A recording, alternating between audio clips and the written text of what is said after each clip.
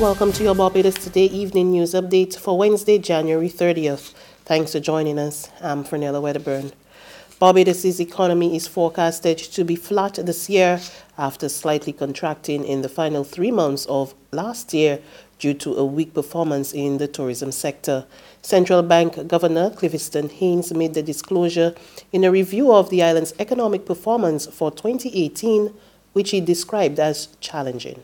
Real economic activity contracted by 0.6% in 2018 as moderate gains in tourism were outweighed by the fall-off in manufacturing and other services.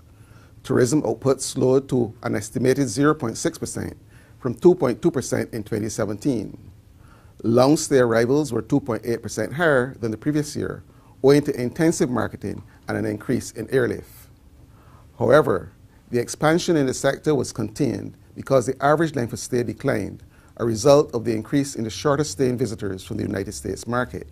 The governor's initial forecast for 2019 was not much better. Over the past decade, average growth was minus 0.7%. Revitalizing growth is therefore critical, but the forecast for 2019 is for growth to remain flat. Tourism is expected to perform favorably due to an anticipated expansion of airlift, special events like the English Cricket Tour, and an increase in ships docking at the port. This activity will be supported by the thrust towards Barbados emerging as a hub for medical education. The need to sustain the fiscal consolidation effort could continue to dampen economic activity. However, this trend can be reversed through higher levels of private sector investment. Several projects in the tourism, healthcare, and distribution sectors have been identified for startup in 2019. The actual commencement date of these projects will influence the degree of expansion in real economic activity. In news from the Senate now, the new Planning and Development Bill should make complaints about the lack of efficiency and inconsistency at the Town and Country Planning Department a thing of the past. That's according to Leader of Government Business in the Senate, Senator Jerome Walcott. He told the Upper House this morning the bill introduces a range of measures aimed at making the process more transparent and faster. Obviously, it is one of the most far-reaching reforms of this government so far. The entire orientation of the planning process is going to have to change. Decisions on denial or requiring conditions to a planning application will now have to be given in short and specific time frames. And all of this must be explained, and it can be challenged and must at the end of the day, pass the test of equal and fair treatment to all persons. It is obvious that planning decisions will follow from a plan that, as I said earlier, will promote sustainable development of Barbados while protecting our natural environment, and will all along the process be subject to consultation.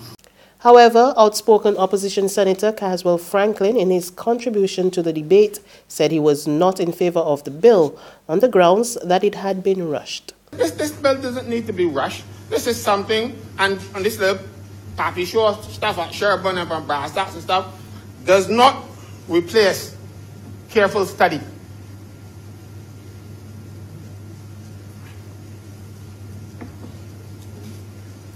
Government is moving with speed to get things done, but they're not thinking. Town planning, you have people doing the assessments on these plans that you send home the clerical staff. So the people know who are actually going to be approving these plans, have to go and do clerical work. And you're complaining about delays. Even though I don't support this bill, there's one good thing about it. I mean, as you are doing, and this is the structure. If you can continue with it, it is the hybrid system that the minister spoke about, where the board will stick to planning decisions and leave the civil servants to do their job. They need more of that. 20-year-old Deshaun Fagan of Mason Hall Street, St. Michael, is this evening nursing lacerations to the head after being involved in an altercation with another man. Acting Police Public Relations Officer, Station Sergeant Michael Blackman, said the incident occurred at Constitutional River Terminal around 5 minutes past 11 this morning. Fagan was taken to the Queen Elizabeth Hospital for treatment. Investigations are on the way. In sports, a 13-member West Indies women's squad led by Marissa Aguilera with a support staff comprising 8 members arrived in Karachi today. It's the first visit to Pakistan by a non-Asian women's team in 15 years. West Indies women are scheduled to play 3 T20 internationals in Karachi. The series is being seen as another important step towards the resumption of international cricket in that country. There's regional and international news after this short break.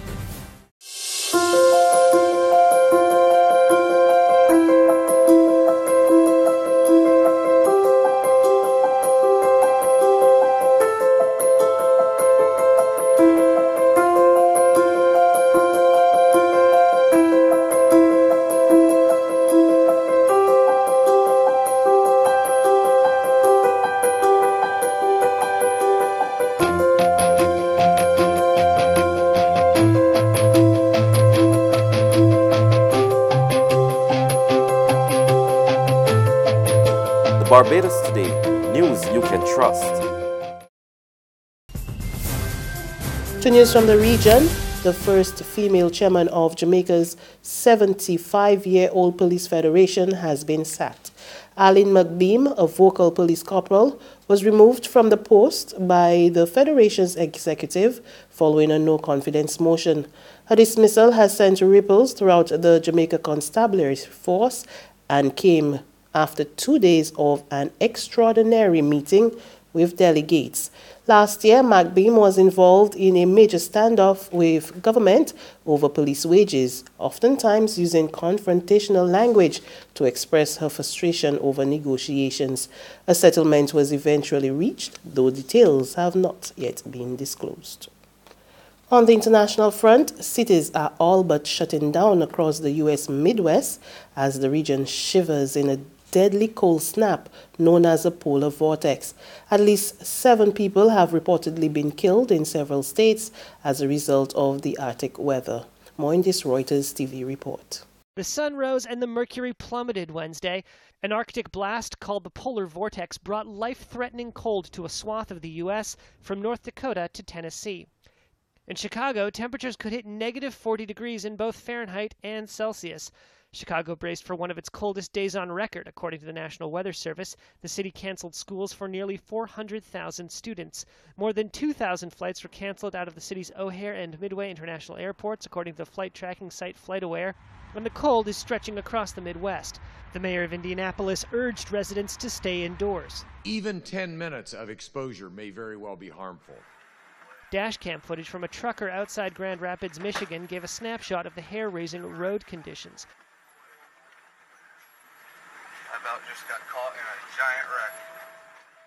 Forecasters said that when factoring in the wind chill, parts of the Dakotas, Wisconsin, and Minnesota could see temperatures as low as 70 degrees below 0 Fahrenheit. And that's news, but for the very latest, visit our website at www.barbadostoday.pb.